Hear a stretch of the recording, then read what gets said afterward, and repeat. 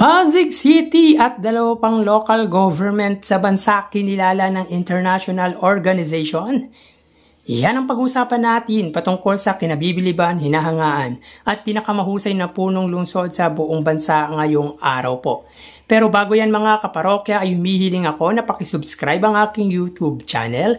Paki-like and share na din po mga kaparokya para mas dumami pa po ang makapanood ng content natin. Maraming salamat po sa inyo mga kaparokya at maraming salamat din po sa mga overseas Filipino worker or OFW na patuloy pong tumatangkilik at sumusubaybay ng ating munti pong channel. Again, maraming salamat po sa inyo at sobrang na-appreciate ko po kayo mga kaparokya.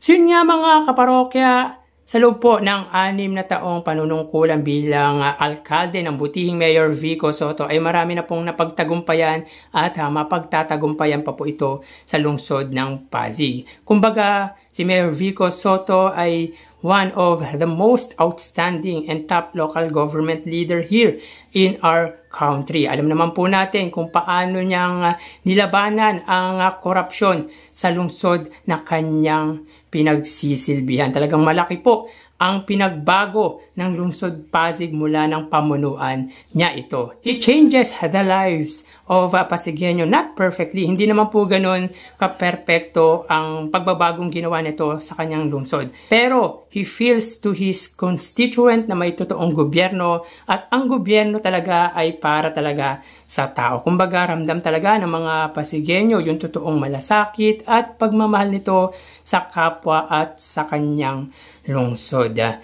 Sa satisfaction rate mga kaparokya ay masasabi po natin 99.99% ang tiwala ng mga Pasigueño sa butihing mayor. Why do I credit that compliment to Mayor Vico Sotto? Dahil para po sa akin mga kaparokya, siya po talaga ang nagpasimula ng totoong mabuting paggugobyerno or good governance sa lungsod po ng Pasig. Siyempre, hindi matutumbasan ang effort nito to improve Pasig City. And because of his dedication to his job mga kaparokya, ang lungsod Pasig po ay kinalala ng international organization na Bloomberg Philanthropist Mayor Challenge bilang isa sa 3 cities dito sa bansa bilang finalist po nito. It's an international organization which recognized the local government sa buong mundo. Kasama nito mga kaparokya ang Naga City led by dating Vice President and Mayor Leni Robredo and Kawayan Isabela by Mayor Kurt Lawrence D. We have to acknowledge their names mga kaparokya dahil sila naman po talaga ang dahilan kung bakit maayos at maganda ang lungsod na kanilang pinaglilingkuran. At para sa kanila mga parokya, karangalan din ang mapabilang sa international competition tulad po ng gantong organization. And sa 17 lungsod po dito sa National Capital Region, ang Pasig City lamang po ang nag-iisang lungsod sa Metro Manila ang napasama sa international award-giving body. Iba talaga ang nagagawa ng good governance and transparency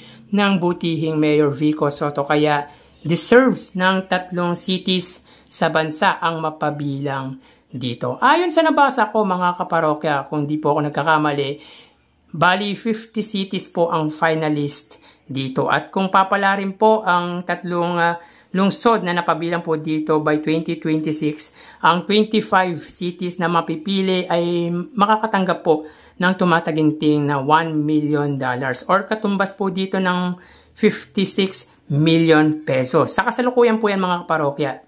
Meaning malaking tulong ang matatanggap nila na pwedeng masupplement ang mga proyekto at programang ginagawa nila sa lungsod na kanilang nasasakupan. Pero higit na mahalaga dito mga kaparokya ay ang kilalanin ang 3 lungsod sa international. Walang katumbas na kapalit ang recognition na yon dahil patunay lang na ang 3 local government na napabilang po sa 50 cities or local government worldwide ay maayos at maganda ang pamamalakad ng mga namumunong ito. At wala naman duda sa mga names nito mga kaparokya, Mayor Vico Sotto and dating Vice President and the Mayor Leni Robredo. Hindi natin kilala ang mayor po ng Cauayan City, Isabela, pero ang mapabilang dito ay sapat na yon para sabihin na mahusay ang pamamalakad nito sa lungsod po ng Cauayan City. Mga kaparokya, the two top city mayors I mentioned ay pwedeng maging presidentes ng ating bansa balang araw dahil nga po sa magandang ginagawa po nila sa kanilang mga lungsod. At patunay po dyan mga kaparokya na marami na pong napatunayan ang butihing Mayor Vico Sotto at masasabi po natin na si Mayor Vico Sotto po ang pinaka mahusay na punong lungsod dito sa ating bansa. And of course, Mayor Leni Robredo or dating Vice President Leni Robredo dahil alam naman po natin na idol po ni Mayor Vico Sotto ang namayapang asawa ni Miss Leni Robredo na si Jessie Robredo. Dating DILG po yon under Ninoy Aquino administration. So again mga parokya, i-congratulate po natin ang lungsod po ng Pasig, ang lungsod po ng Naga at ang lungsod po ng Cauayan City, Isabela dahil ang mapabilang po sa gantong patimpalak ay patunay na maayos at maganda ang pamamalakad ng tatlong leaders sa kanilang mga lungsod. So hanggang dito na lang po tayo mga kaparokya. Magsiingat po tayo dahil naulan po. Magdala po tayo ng payong pananggalang sa buhos ng ulan at para makaiwas po tayo sa sakit. So thank you and God bless.